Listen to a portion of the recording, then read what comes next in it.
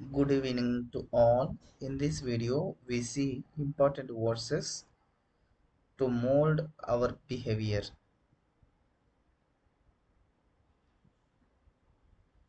First one, there is a season for everything and a time for every matter under the heavens.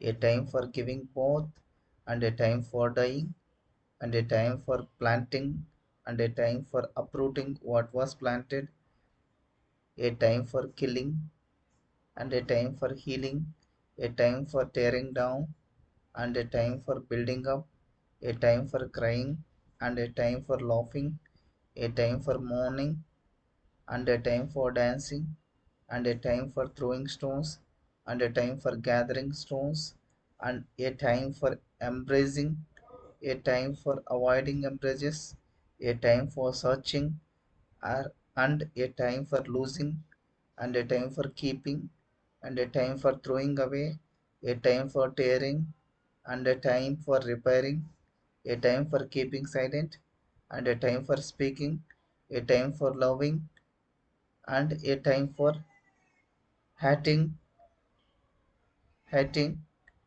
at the end, a time for war, a time for peace. This is the wonderful verse I like. Thank you so much.